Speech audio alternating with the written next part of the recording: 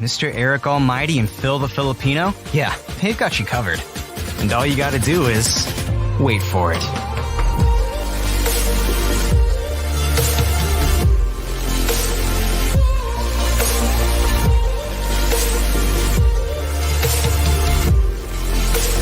This is the Wait For It podcast.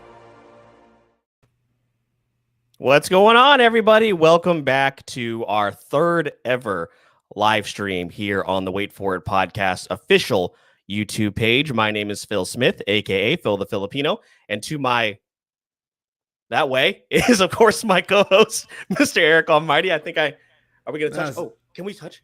Can we touch it? I'm wrong finger. No, dumb. Wrong way. Never mind. Get your hand out of my face. God, I thought we were going to do something cool and you ruined it. I know. It was bad for both of us.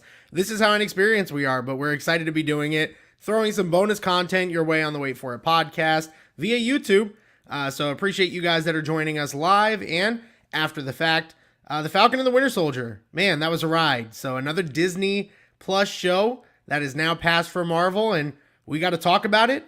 This one's going to be full spoilers this time. So we did a little spoiler-free part at the beginning of the Justice League review, which you haven't checked out. You should do so. This one, we're diving straight into spoilers. So if you have not seen the show, go ahead and check it out and then come back here. Yeah, we're basically going to go episode by episode and talk about them. Of course, there was only 6, so it'll be a little bit easier to do and just talk about our thoughts overall. Of course, if you haven't seen one of our reviews before, we pretty much go into positives and negatives, and we'll pretty much take that for each and every single episode. Eric, I'm really interested to see how this is going to go because we had some light discussion about this before we got here tonight, and I'm interested to see where we fell as far as the series went because we're coming off a high, and you can say what you want about the WandaVision's finale, but the series as a whole I think was excellent, and I'm interested to see how we fall on this. Yeah, I agree. I think it's going to be interesting to see if we're right on the same page or if we're just a few pages off. I feel like we're going to be in the same realm, though. We really enjoyed WandaVision minus the finale, which didn't quite hit the highs of the show.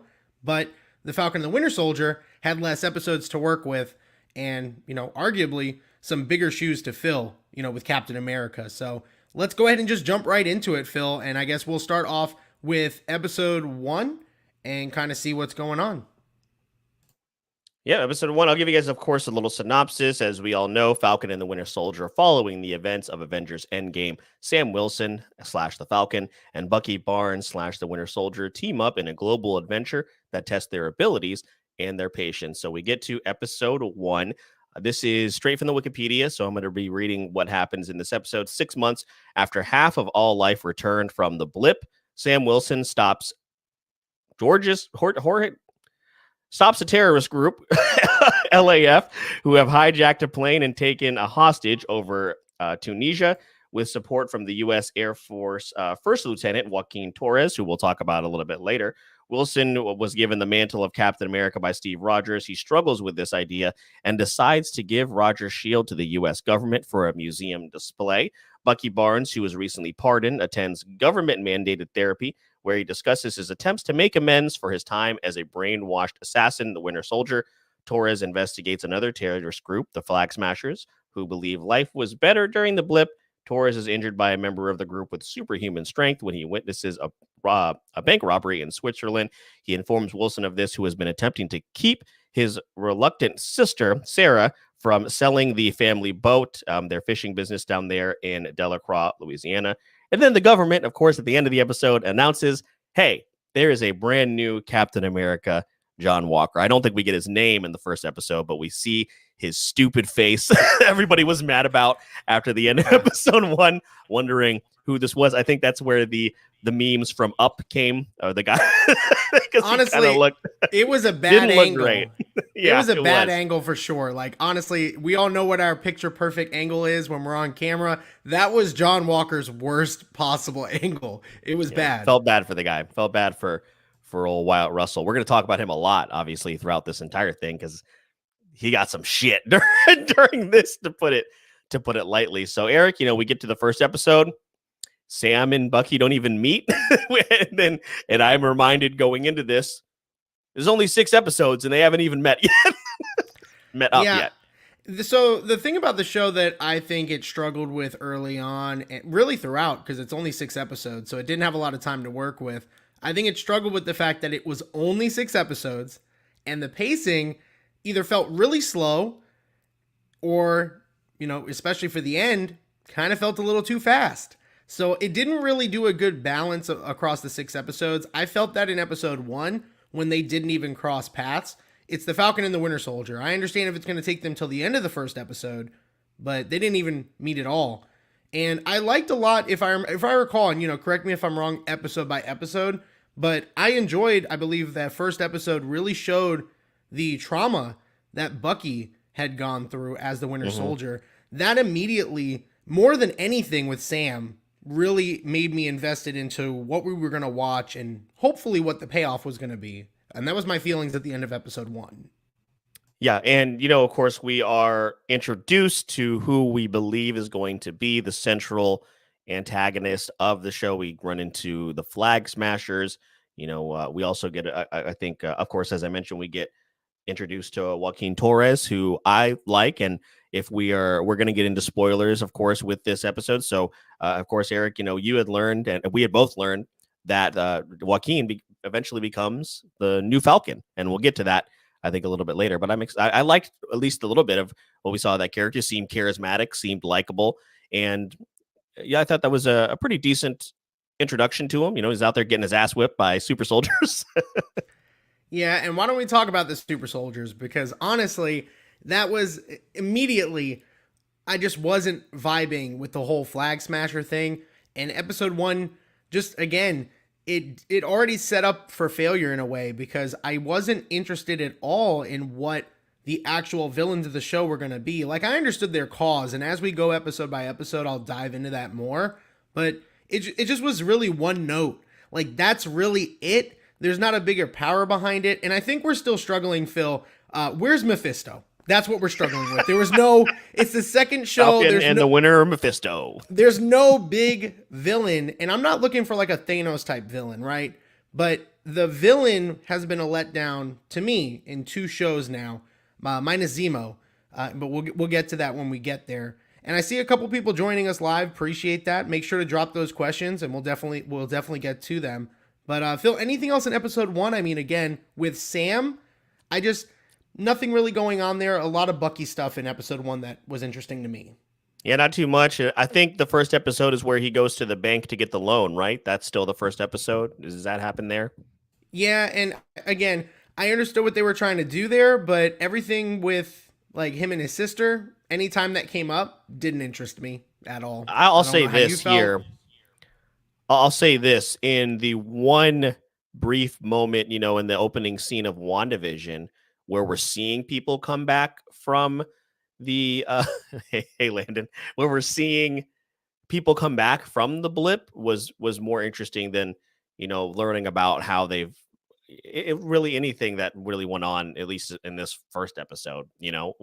When that happens at the beginning of that WandaVision episode, you're like, holy shit. Because once you put together what's happening, you're like, oh my God. Because remember, we had seen like a small clip of it like in Spider-Man, but we had never really seen the consequences and the actual moment where all these people are just returning, which of course is leading to the Flag Smashers. But no, that's that again, not too much else really that stood out in the very first episode. It wasn't what it was. And it was fine, right? So we want to give it the benefit of the doubt. So we get to episode 2. So what's going on in episode 2? What are some things that really stood out to you, Phil? And why don't we talk about it? This is finally obviously where they meet. They get into their banter. That's, of course, just as good as always. But, we're looking for more. So what happened in episode 2 that really stood out to you? So episode 2, The Star Spangled Man. We first get to kind of hear from John Walker. Walker appears on Good Morning America and reveals his desire to live up to Roger's mantle. Barnes tells Wilson that he should have kept the shield before accompanying him to Munich, where the Flag Smashers... I just clicked out of the screen. Hold on a second. I don't know where it went. There I guess I found it. So Vanessa, really happy to see that you love these live streams. We're still working it out, as you can see. Where Phil clicks out of something. Phil clicks out of something we needed. I was putting us for the Falcon and the Winter Soldier, which is what I spelled. Soldier. I think and I spelled it wrong twice. So big shout out to Falid. I looked at the description. I was like, yep, I was confident with that spelling. So appreciate the love there. We do not deserve it. Yes. So yeah, they go to Munich, where the Flag Smashers and their leader, Carly Morgenthau, are stealing a shipment of medicine. Wilson and Barnes attack the group, but the terrorists are all super soldiers and overpower the pair. Walker and Lamar Hoskins arrive to help, but the Flag Smashers escape. Walker wants to work with Barnes and Wilson. Of course, they refuse. Traveling to Baltimore, Barnes introduces Wilson to Isaiah Bradley, a veteran super soldier who fought the Winter Soldier in the Korean War. However, Bradley refuses to help them uncover information about additional super soldiers due to being imprisoned and experimented on by the U.S. government and Hydra for 30 years. Barnes is arrested for missing a therapy appointment, but Walker has him released. Barnes and Wilson again refuse to work with Walker, and Barnes suggests to Wilson that they visit the imprisoned Zemo. So that is what we get in episode 2. Of course, we get a lot more from John Walker. We get the moment where after they get their asses kicked by the Flag Smashers and they're walking down the road. I thought, just that little scene, because it seemed like the 4 of these actors had pretty solid chemistry, and I really did enjoy seeing them interact with each other. Yeah, with Lamar, he actually fit in quite nice. I really enjoyed that, sidekick character. I mean, again, he really believed that John Walker could fill the shoes of Captain America. And in a way, it kind of made you believe as well. And then, of course, you took one look at him and you're like, you're not my Captain America. Yeah. So that was a hashtag. Everything. That was a hashtag waiting to happen. But that's exactly what would happen in real life. And this show did do a lot of good things with tying in how this would work in modern times and in reality. And of course, it would be branded. They would put similar guy up at the front, somebody that they wanted to be the corporate yes man in a way. And they wanted to have the merch ready and have it all. The banners were all good to go. Again, Cap is back. There was a lot of things that made a lot of sense. John Walker was really one of my favorite parts of the show. And early on, get to that. He really tried to put aside the challenge of being Captain America, and he was taking it head on. And I honestly respected that. Of course, we learned later on how much that was going to go, spiral out of control. But early on, I was like, he's just trying his damn best. Like, this sucks. Anyone in this position would just falter. And that's ultimately, in my mind, why Sam gave up the shield in the first place. Because he had that same feeling and he just didn't think he was worthy. And not only that, worthy, I get it. See, who. That was good. That was a little tie-in to the previous. Yeah, So, yeah. And also, I don't know that too many people would actually try and take this mantle on willingly, and there's that moment where he first refers to if he felt like Steve was a brother to him. And right in that moment, you're like, ugh, you don't, you don't know Steve. Yeah, that was tough. That was a tough one. Yeah. And again, like you said, the only thing I can really kind of compare it to is an athlete coming in and being anointed. Like, remember, like, of course, and LeBron James is still doing this, going through this now.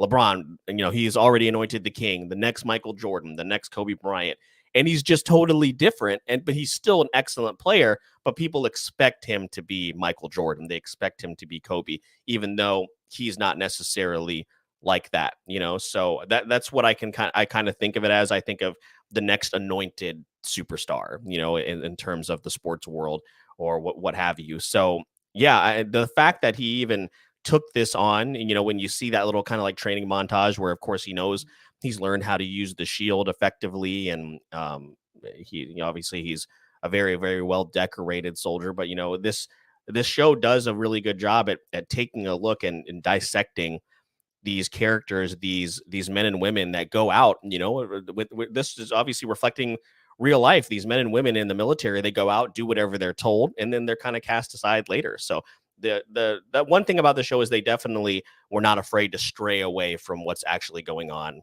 here at home, as far as like real life problems, which I definitely appreciated. And is kind of bold for a Disney project. You know, you don't see that too often with them.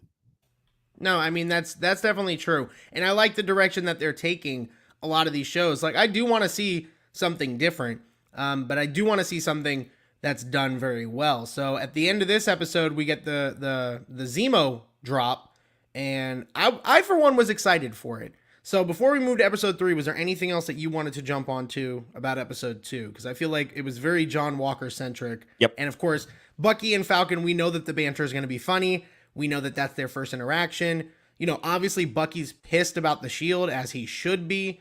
And Sam is defending it, as he should be. So we get in episode 3, and man, before you get into the synopsis of it, Zemo honestly was way better than I could have ever imagined. He was so good that I really wish he was the villain of the show. Had Zemo been the villain, I would have been good with that. And that's what I meant by I didn't need a Thanos level villain, but I did need one that was by name a threat. And Zemo would have been that. But I will say I did like the Zemo we got, who is pretty much an ally.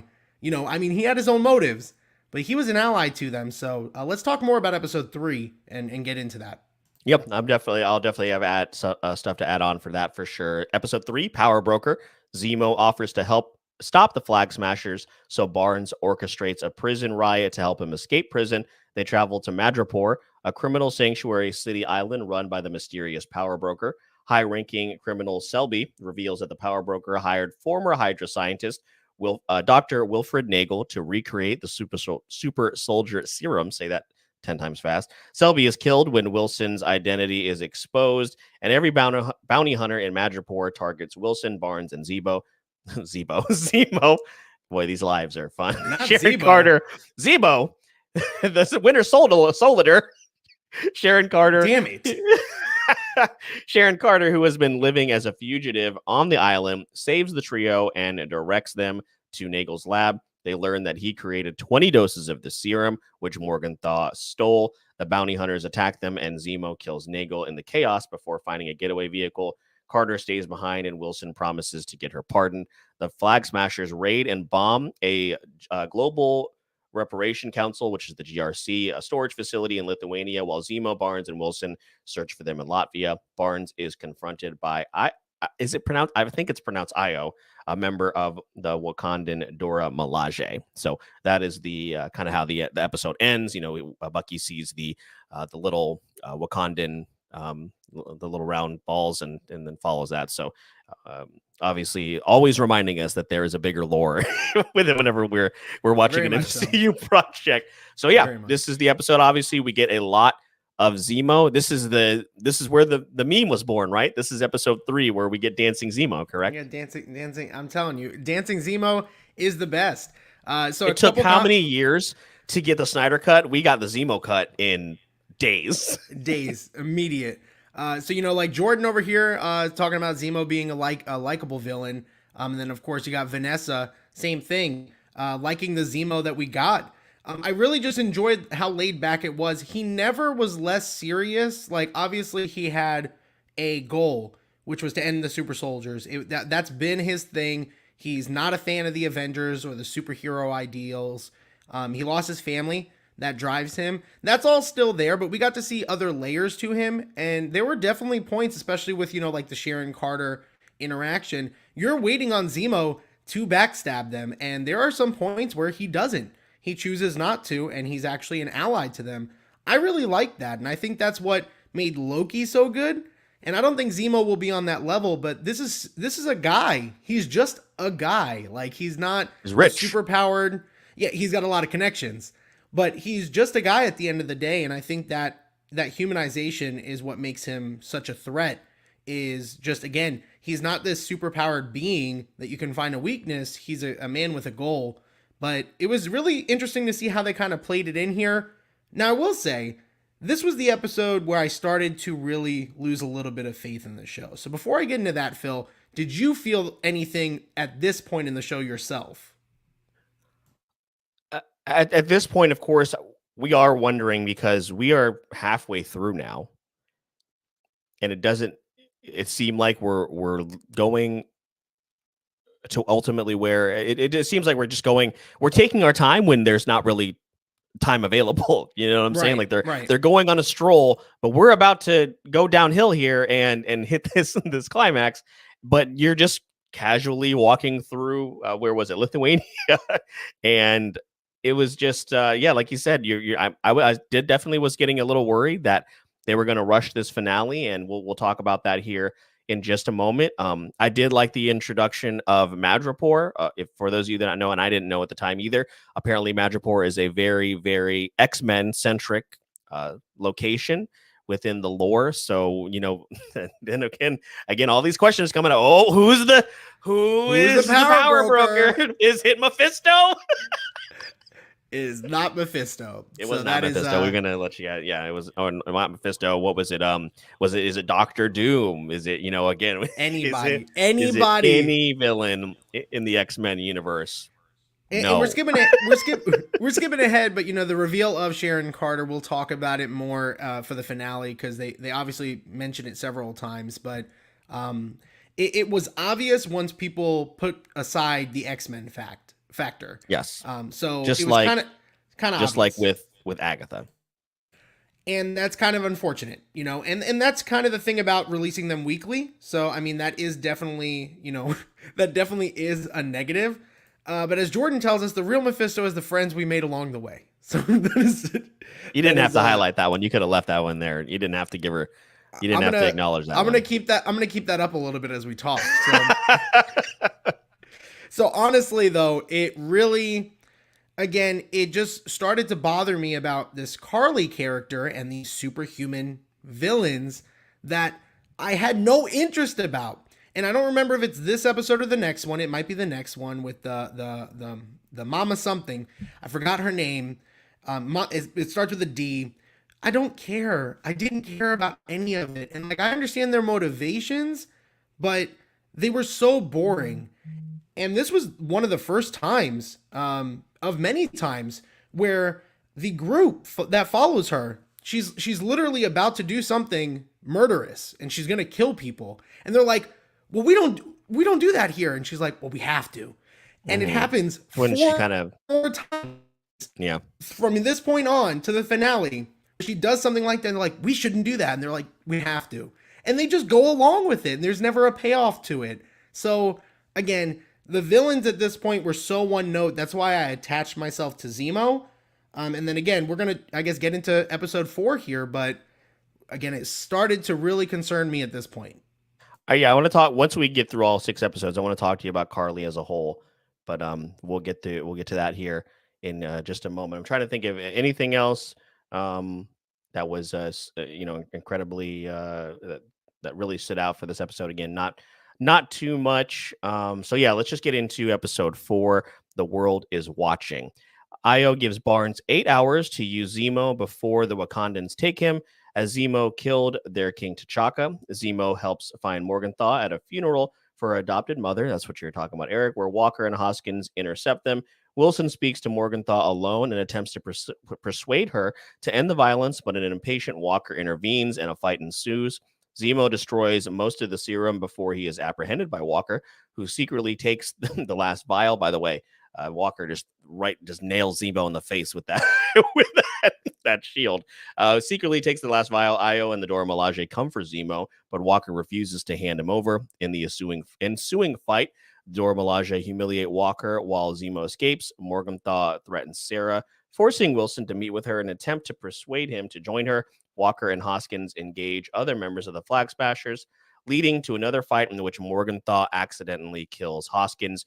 Enraged by his friend's death and having taken the serum, Walker uses the shield to kill one of the Flag Smashers in front of horrified bystanders who film his actions. So shit goes down, and the world is watching. I really enjoyed the just the fight with the Dora Milaje, and you know, of course, they just completely disarm Bucky, and he had no idea that could happen. She literally puts in like a cheat code, and his arm just falls and he's off. Just like, excuse me. Yep. Is this Mephisto? Is it? I think there's also that part where Walker starts fighting them, and I think it's Sam in the background is like, "You're doing great, John. You're doing great, John." There was a lot of little moments like that throughout the show that were good. Now, at this episode, I was wondering, like, hey, Bucky's gotten a lot of shine. John Walker's gotten a lot of shine in different ways. Now, this is where Sam Wilson, the Falcon, that's where I started to, like, I was wondering, like, without your wings, you're not doing anything really.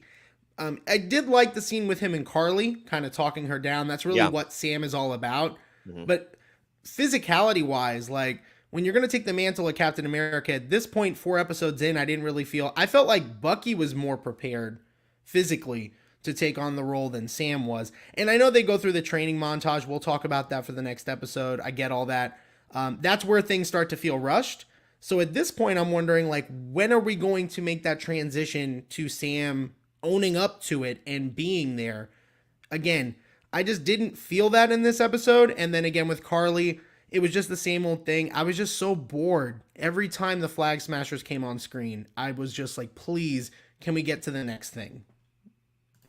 You also get that great moment with, just to go back to the Dora Milaje again for just a moment, where he, of course, John is just slowly unwinding, man. You can just see him start to fall apart, where he's just like, they weren't even super soldiers, just got his ass whooped by the Wakandans. Beat my ass. Yeah. So again, I am really enjoying at this point, because we know that it's coming. We're seeing it where I think it was the last episode, I think we kind of skipped over it, where he's like, do you know who I am? And then the person is like, yeah, I know, I just don't care, I don't give a shit, spits in his face. And you're slowly seeing him divulge into madness, because he is literally given this task that it's not possible really to complete. He is not going to be successful no matter what he does. And then of course it culminates in him just smashing the shit out of the guy who it was a nice setup earlier. Remember, that was a guy that was like, I loved Captain America, when I was growing up. He symbolized, hope and all this stuff, and then he gets his chest caved in. Yeah, that's on Facebook Live or on a TikTok or something. That video is probably all over TikTok in real life. Honestly, you could see someone just like doing a rewind or a loop of him just like smashing the head with like some music in the background. I could see that happening. But I'll think about all those YouTube the images. Captain America kills man. Honestly, and someone's just like but honestly, that's exactly what would happen. And people recording it in live, in real time, that would happen too. And that was another thing that happens here. Now, at this point, Isaiah Bradley has already been introduced, right? Yeah, we meet him in episode 2. In episode 2. So I feel like we didn't get to mention him, and I feel like he deserves some spotlight, because he is like the driving force for Sam Wilson and that character and that growth and the conversation they come to have. I thought that character personally was fantastic. It was nice seeing that, and Sam's reaction to, there being a black super soldier that no one knew about, and everything that came with that.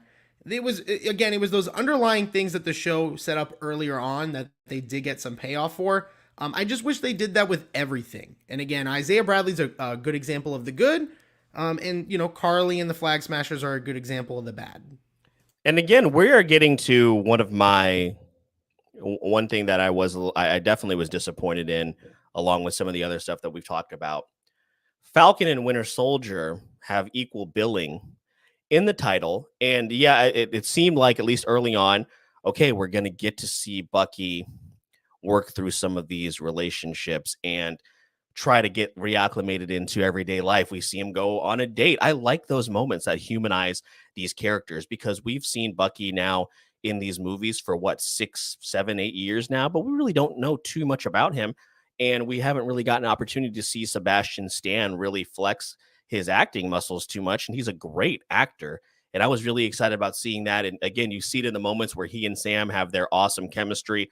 But then at this point, I feel like it's starting to stray away from him. And I get it's of course about anointing Sam as our new Captain America. And that's fantastic. I'm looking forward to it. But I also, when you give two characters equal billing, then shouldn't they share equal time and get equal story? I mean, you would think so. You would think that that's what you would do. But again, I don't know. Just a lot of the decision making within the show was really weird. And this is where the pacing starts to become a problem, because then when we get to episode 5, it's literally slowed down immensely for us to rush the finale. So you would think that that'd be the case. I still think that by the end, they really did still have a missed opportunity with both Sam and Bucky. And that's unfortunate for them to have equal billing on a show to get that spinoff. But that's really why I think, and I'm not going to get too far ahead, but that's why I really think this is not the only time we're going to see a season of this particular show. Right. Let's move into episode 5. Well, I will say this before we get to episode 5, Eric. This is probably my favorite episode, though. Episode 4. Is this, or is it one of the last two? Episode 4 was really good. Just for the fact that things finally kind of picked up. Yeah. And we got some payoff. Again, those scenes alone, with the Wakandans and then everything that happened afterwards with John Walker. I mean, it was a standout episode. It got people talking for sure. Yeah, absolutely. So let's move into episode 5, Truth. We are here just an episode away from the season finale, and we're wondering what they have in store for us. Well, we have a boat montage fixing a boat. Wilson and Barnes demand the shield from Walker. We're going to talk about that opening scene actually for episode 5 here, leading to a fight in which Walker destroys Wilson's wingsuit. Wilson and Barnes take the shield, breaking Walker's arm. Barnes finds Zemo in Sokovia and hands him over to the Dora Milaje, while Walker receives another honorable discharge. Oh, hold on. Sorry. Again, live, can't edit any of this out. Okay, Walker receives any of it out. an honorable discharge and is stripped of his title as Captain America. Afterward, Walker is approached by Contessa Valentina Allegra de Fontaine. We're going to talk about her, of course. Wilson leaves the damaged wingsuit with Torres and visits Bradley, who states his belief that a black man cannot and should not be Captain America. Wilson returns home and helps fix the family boat with assistance from several locals and Barnes, who delivers a briefcase from the Wakandans to Wilson. Barnes and Wilson train with the shield and agree to move on from their pasts and work together. The Flag Smashers plan an attack on the GRC conference in New York City, and they are joined by Batroc, who Carter has secretly hired. In a mid-credit scene, Walker builds a new shield from scrap metal and his war medals. So, like you said, Eric, we're one episode away from the season finale of this show, and maybe 20 minutes of it is spent fixing a boat. And I don't know, maybe they were just going for that visualization of, oh, look, they're working together, and Bucky wants to bang Sam's sister. That's funny. Like, it's real funny. Yeah, and I did like the part where with Walker in let's talk about the beginning of the episode first. I want to talk about that. Loved that fight, because of course we knew that was coming. Again, it kind of shows you, as you were talking about earlier, whenever Sam doesn't have his wings, he's kind of like, he, at least at this point, of course, in the show, he kind of trying to figure out what he does, or what's he going to do. And I thought the fight was really, really good. I saw a lot of people saying, it would have hit differently in a movie theater, probably. But I did like seeing those three finally duke it out. Yeah, I don't think this story would have worked as a movie as constructed. I think it needed to be a television show. And that definitely gave it some benefit. But yeah, once that opening fight scene is over, it's done. Like, the whole thing is like a training montage, fixing a boat. And that's pretty much it. This is the episode I would have liked to see Bucky get some time fixing and getting that, making those amends with his list, which they end up rushing through. They rush through in the finale, which we'll talk about. But the Sam Wilson montage, again, was fine. I thought we could have done that much earlier. I think that everything with his sister, like I mentioned earlier, was a waste of time. Every time I heard about the boat, I could not care. I really could not. Again, this was a really weak episode before the finale. Just a really weak episode after one that we consider to be the strongest in episode 4. This is where it became very clear. Wow, we need at least 1 or 2 more episodes if they're going to put this in now. And then of course, the entire episode, we don't see what's in the box, which doesn't surprise me too much. I'm happy that we get to it right away, of course, in episode 6, and we'll talk about that here in just a moment. But yeah, again, it was just really, really interesting timing to have that episode there. I felt like you probably could have had the finale maybe be 2 episodes, or, leave us on a cliffhanger. Oh, here comes the actual, part 1, part 2 finale. I mean, Marvel loves doing multiple parts. I'm not sure why they didn't why they didn't do that. What do you think about the introduction of this character, Contessa Valentina Allegra de Fontaine, who, of course, for those of you who don't know, is Madam Hydra? Yeah, so of course, she's played by a very renowned actor. So of course, I'm like, is that the girl from Seinfeld? That's and Veep? Seinfeld. Seinfeld and Veep? Yeah, she's really good. So I thought that was nice. She has some charisma around her. She's not like a big character that people would know. There was a lot of hype behind the reveal of like a cameo, and I don't know if that was supposed to be it or if that was just a lie, but that didn't really happen.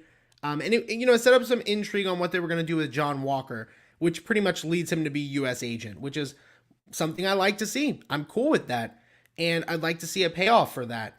They do a little scene with Sharon Carter that immediately tells you she's the power broker, so I thought that was weird. It was like in episode 2 when they said, you're going to go talk to Zemo, and then they just show Zemo. It's like, oh, well, that wasn't really a build. You're just telling us. So it was stuff like that constantly happen. I believe this is the episode where Isaiah has the conversation with Sam. Yes. About how they'll never let a black man be Captain America. That was really powerful for me. This show's going to mean a lot to a lot of people. I'm going to mention that probably again in my recap, my final thoughts. And this was a conversation that needed to be had because they weren't tiptoeing around it, but they were dropping little hints throughout the first couple episodes of the racial injustice and some of the racial undertones of the show. And I really just appreciated they just had a full-on conversation with Sam and Isaiah, and they just were real. And Sam, even despite that, said, I'm going to go ahead and step up, and I'm going to be this symbol, for everyone. And I really enjoyed that. Was something those were one of those slower moments that I didn't mind. Yeah, those, even in the brief moments that we got with Isaiah, absolutely standouts. And again, we'll talk about that. Of course, a big moment there in the finale that we are going to get. So, as far as just kind of looking at everything else, the one other moment I want to talk about was him in court, and him, and this is what I was alluding to earlier, where it is kind of that nod to, again, when you're talking about social issues, about how veterans are kind of treated, once they come back. He literally says, I did everything that you have asked of me. What do you want? I just saw who was clearly his biggest piece of emotional support that he had in his life, other than his wife. But it was a little bit different. Of course, I think, we can't speak to what it's like to be in those situations, but when you've been through the shit with somebody and you see them die right in front of you so suddenly, then, and coupled with the fact that he had just taken the serum, like, you guys asked me to do everything in my power to, protect the country and do all this stuff. And then now you're casting me out, and you got to wonder, would that have been the case if it wasn't broadcast in front of the entire world? You know what I mean? Like, they would have just been like, well, shit happens out in the field, go back out there and be Captain America. And, so again, I like that moment. And another one of the reasons why I felt John Walker was one of the biggest standouts of this entire thing. Yeah, totally agreed. And this episode, again, everyone was just like, we're going to set up for the finale here. We're going to set up for the finale here. So the heroes and the villains were just kind of doing their own thing. So why don't we jump into the finale, Phil? And why don't we get a little bit of a discussion going there while we wrap things up? Episode 6, season finale, One World, One People. Eric, I don't know if Grayson is around, but if he heard me say that, he might pop up here in just a moment. We found out recently that Eric's son is a flag smasher. Very concerning. He's a big fan of Carly. Big fan of Carly. Yeah. So, wearing a new Captain America uniform and flight suit from the Wakandans, Wilson flies to New York to stop the Flag Smashers' attack with the help of Barnes, Carter, and Walker. Carter accidentally reveals that she is the power broker to Batroc and kills him, while Wilson attempts to reason with Morgenthau before Carter kills her as well. Wilson convinces the GRC to postpone a forced relocation of displaced people that Morgenthau died fighting for, and instead makes efforts to help them. The remaining serum-enhanced Flag Smashers are caught by Barnes and Walker and sent to the raft, but they are killed by Zemo's butler, Osnick. En route, DeFontaine gives Walker a new uniform and codename, U.S. Agent Barnes makes amends with everyone he hurt or enabled as the Winter Soldier, while Wilson has a memorial dedicated to Bradley added to the Captain America Museum exhibit. In a mid-credits scene, after receiving a full pardon, Carter rejoins the CIA and intends to use the access to sell government secrets and resources. Yes, Jordan, one world, one people. So, as I mentioned, at the end of episode 5, we don't get to see the what's in the box. We don't get to see it, which I think much to the chagrin, Eric, of your wife, she was very upset. She was excited all episode 5, just patiently waiting, and nothing ever came. No, but at least she got the payoff very, very early in the season finale. And let's talk about that first. The suit looks awesome in my opinion. I absolutely love it. Did you like it? I loved it. I thought it was fantastic. I know it might seem simple, but the wings were really, really cool. So cool. And we'll talk about that in the fight. Yeah, in just a moment. How he was able to use that, and all that parkour in the backyard, really, really paid off very quickly. Hey, I'm just assuming they're vibranium wings because he was doing some stuff with those that I've never seen before.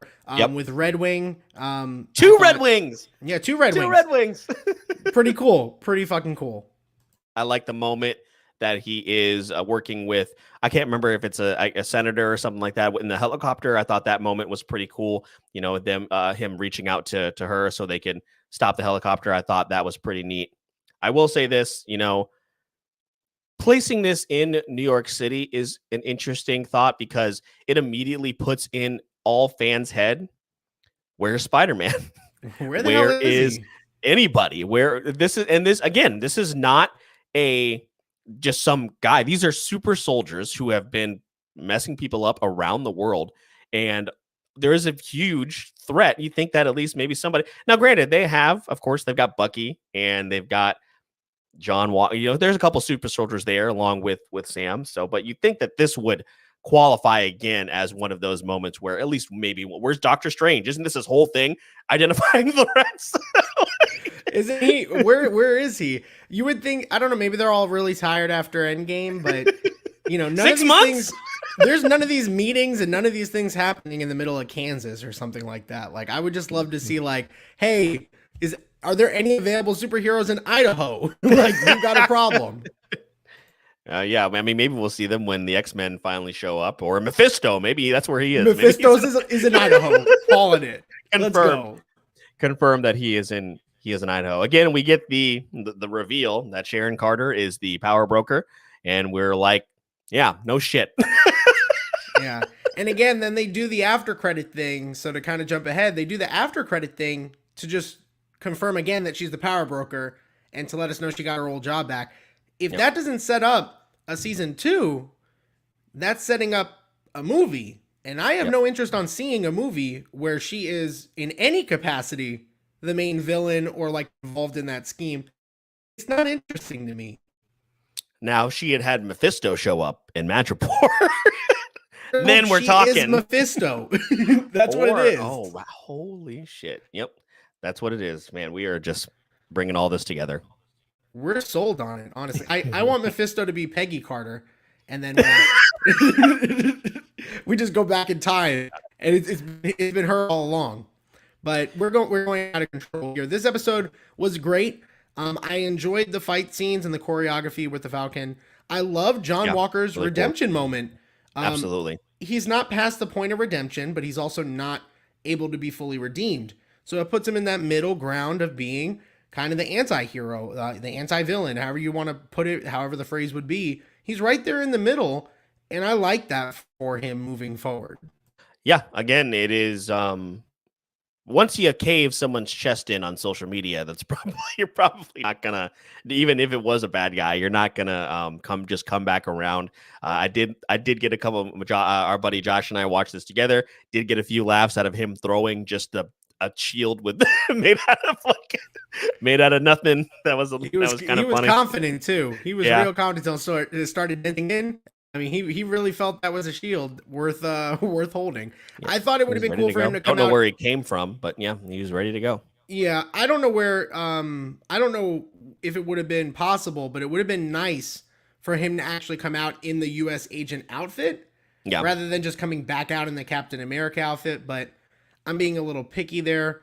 Bucky was just kind of doing whatever he could. He seemed very out of place. Like he was definitely the third wheel out of those three.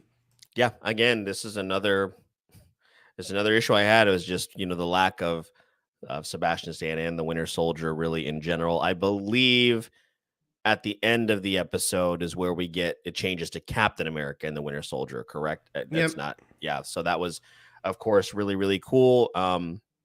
Yeah, they have the fight, and then of course Sharon kills Carly, and again we alluded to that earlier, where we see the moment where Sam is obviously learning how to use these wings. So I thought the part where he digs the wings into the ground, I thought that was really, really cool. Yeah, didn't seem like he needed to draw out this fight with this guy that keeps showing up, whatever his name is, Batroc, whatever the guy that Sharon Carter.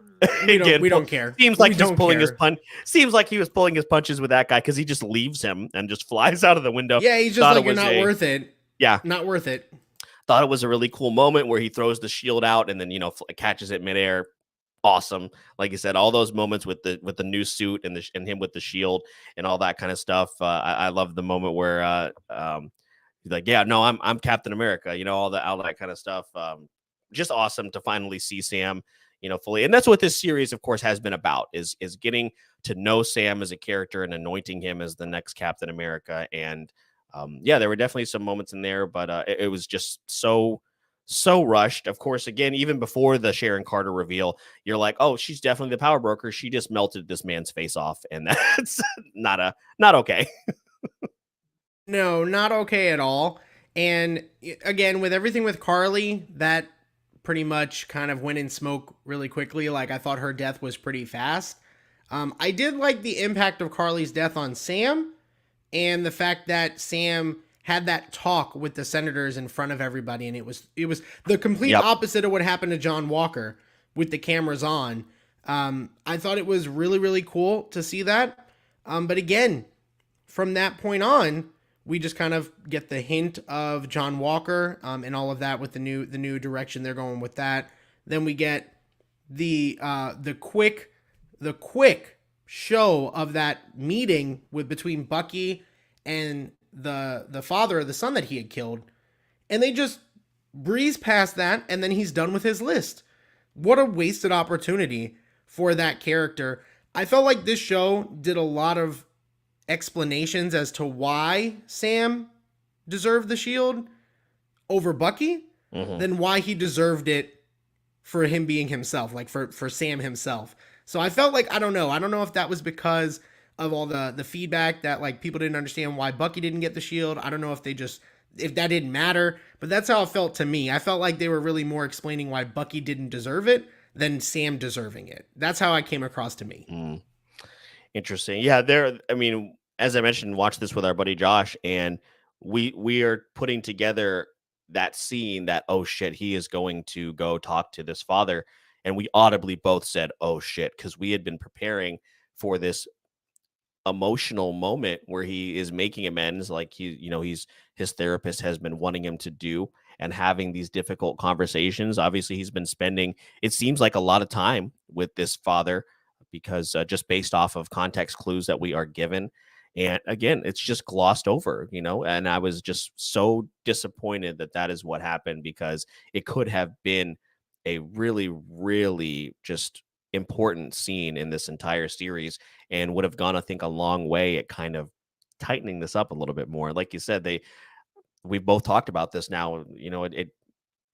Winter Soldier / Bucky, it just seemed like they kind of casted him aside, because they're just for whatever reason. I don't know why. Yeah, and Landon here actually brought up a good comment, being excited to see Bucky do more of the White Wolf thing. And I know him and Wakanda are not on the best of terms after the whole Zemo thing, which that scene with Bucky and Zemo, I really liked that. I was very disappointed to see Zemo wouldn't be a part of the finale, but I don't know. There's a little bit of a redemption that he can do there, and I totally agree with Landon. I think the White Wolf stuff was really cool. Just the fact that they acknowledged him as that, I think is really, really awesome. I would love to see more about his time there. Of course, we got that small moment there with him and Io, as far as him, trying to get everything out of his head. I thought that was really, really interesting. I forgot to mention this in episode 5, and I think I had mentioned this to you, that one of the writers, I can't remember who exactly had said it, but said that there was a cameo and an appearance in episode 5 that was going to be very emotional and make people cry. I don't know what that was supposed to be. Was it? I don't know what. I don't know. Was it his? Was it the discussion with Isaiah? You know what I mean? Like I definitely got emotional when he was speaking to Isaiah and those moments in episode 6. But I'm not sure what it was supposed to be. Again, it kind of is similar to how in WandaVision, Paul Bettany said there was this actor he had always wanted to work with in WandaVision, and it was himself. We are we are kind of at a we are at this. I'm not amused. I'm not amused. Damn, I wish we had that soundboard. I know. But I think that is going to kind of be the downfall of some of these MCU shows since they're gonna be doing them episodically, is someone is going to talk themselves into a corner. There should be some sort of media silence while all of these are going on. Yeah, honestly. And, the Isaiah Bradley stuff was great too, but Flynn brings up a good point. I'm actually glad she mentions this. I was hoping that the father was going to say that he knew all along, but, knew that wasn't the real Bucky. Like, the person I've grown to know couldn't have killed my son. I totally agree with you, Flynn. That's what I was expecting out of that scene. I was honestly expecting like an Oscar-worthy scene from a Marvel movie there, because Sebastian Stan could pull it off, and they had already built that tension there from episode 1 very successfully, but there was such a long gap from when we last saw that character too. I thought that didn't play a good part into it. It's almost like once Bucky left to go with Sam, he pretty much left all that shit behind and like just came back and fixed it. That's what it seemed like to me. That's how quick it was and how rushed it was. Like that stupid boat. Did they fix the boat? Did we ever see the boat running again? I don't even think we got to see the boat like running. I think it was always in that spot, right? Even at the end. We never saw it like at sea. What do they? Is one of them going out and catching fish? I don't think that was ever. I'm assuming that was the sister's job. I don't know. Like, did they do it for a hobby? I'm just saying it's really difficult. I think. I don't. I'm saying it like I've been out and having ample boating experience. I believe. I don't know that it's possible to man a fishing boat just on your own and do all the shit that is in. I don't know if anybody in the comments can tell us whether. No, we got to find out about this boat. No, you need to stop that. But I think this would be a good place for us to maybe bring up some of our final thoughts and maybe give it a grade. And then I want to talk about just very quickly at the end of this episode, if there were to be a season 2, or this is a lead into that movie, what would we want to see? So Phil, I'll let you go first. What is your final thoughts and your grade for Falcon and the Winter Soldier?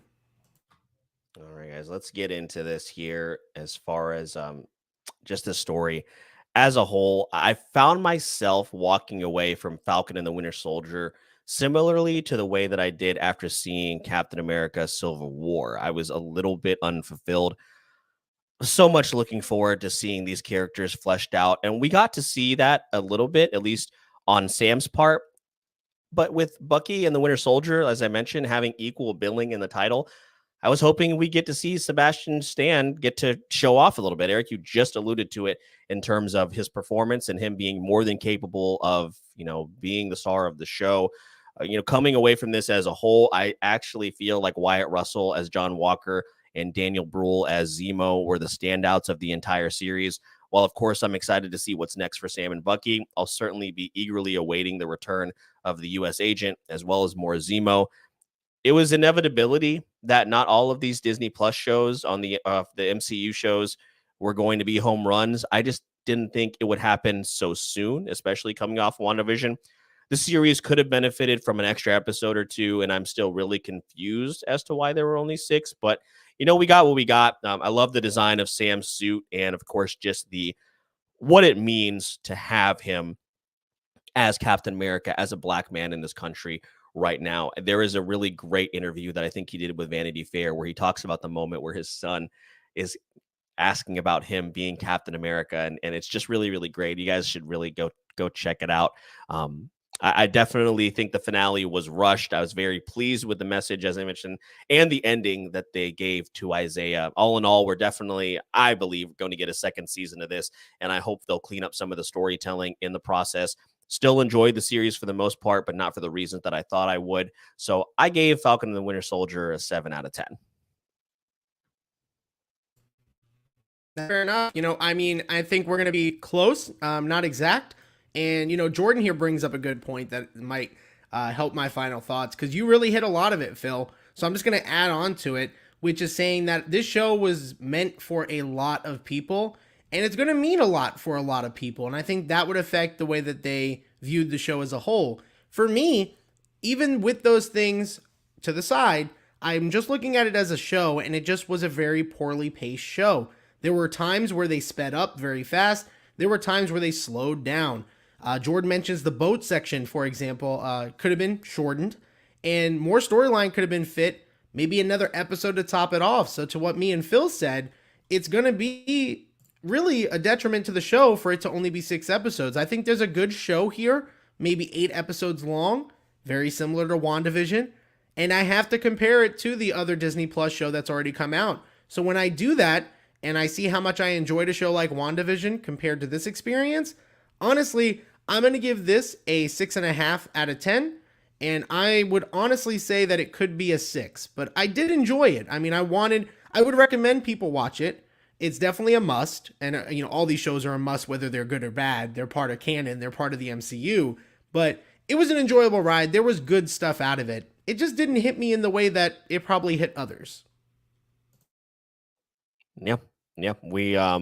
I almost landed on a 6.5, and I ended up with a 7 just because of, again, taking into account that it is a very, very important series. But I can tell you right now, like I said, I was just very surprised that we would get a subpar one right out of the gate, and I think they definitely benefited, because I believe this was supposed to come out first, and then we were going to get Black Widow, and then WandaVision would have been after that. So think about this. I mean, we haven't seen Black Widow. Maybe it'll be good. We've been on the record of saying this movie is coming out 5 or 6 years way too late. But think about if Black Widow maybe isn't that great, then we get this that is, so. Going into WandaVision, we certainly would have been a little worried. So I think, at least as far as the release dates of these shows, the pandemic helped them out with that, because we would have been maybe a little worried going into WandaVision. Yeah, I agree. And let's quickly talk about, now that the show's over, what season 2 might have to hold for us. So Landon actually brought up a good point, which is one we were going to probably talk about.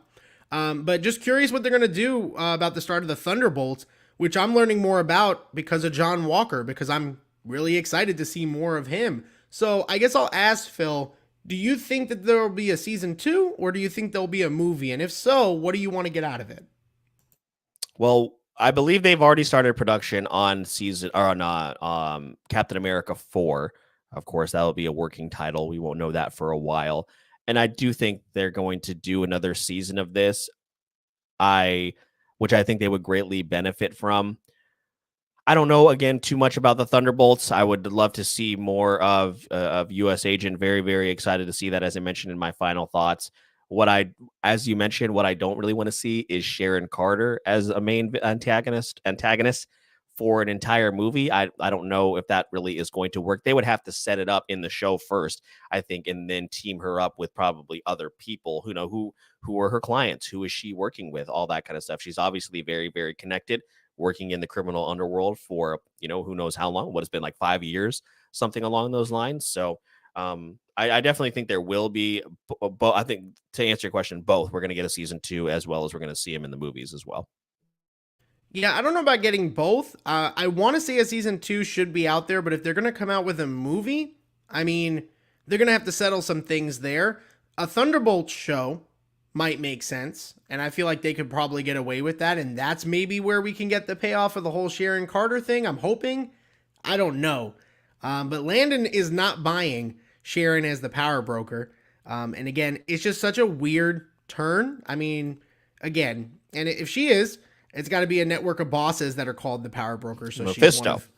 Yes, Mephisto. Is Sharon Carter and Mephisto working hand in hand. Are they the power broker together? Together. Along with Dr. Doom. Yes. And So- Reed Richards. We're just throwing names out there. But I think that this show could do a season 2 if it wanted to. I don't know what it would be trying to say that it hasn't already said. So I think it's probably going to go, onto the movie. Hashtag Zola Train. So that is that landed all the way. But if you guys like this, we really appreciate everybody that joined and checked us out in the live stream. If you're checking afterwards, this is our 3rd video on YouTube. So something that we're going to continuously do throughout the year, get a little bit more comfortable with it. Right now, it's serving as bonus content because on our podcast, we did just recently review Mortal Kombat. So if you're interested, go check that out. And you guys can look forward to my review of the Demon Slayer movie on the podcast, which I just saw this weekend, was chef's kiss. So Phil, why don't you tell everyone if they're new and watching where they can find all of our content? Yeah, of course. As Eric mentioned, this is our 3rd YouTube video. So if you want to listen to a lot more content, there is a hell of a lot of it available on Apple Podcasts, Spotify, Pandora, Amazon Music, and literally anywhere else you can find your shows. We're also on social media, Facebook and Instagram at Wait For It Podcast, and on Twitter at Wait For It Pod. That is the best place you can go check out to find all of our previous and upcoming content. We have so much planned for the month of, just this week we had a lot planned. And then also we have the month of May, which is just jam-packed. So we're going to get a little bit of a break from these Marvel shows. I think Loki is 6 or 7 weeks away. And then, of course, we're getting the Black Widow film. So plenty of more MCU content for the remainder of the year. And I'm definitely pumped for Shang-Chi. So there's a lot to look forward to. Yeah, we're going to have something for everyone. So again, we truly appreciate the support. This is the end of our review. My name is Mr. Eric Almighty. That is my co-host, Phil the Filipino. And please don't forget, on our podcast, we release new episodes every Monday and Wednesday. And all you have to do is wait for it. Mr. Eric Almighty and Phil the Filipino? Yeah, they've got you covered. And all you gotta do is wait for it.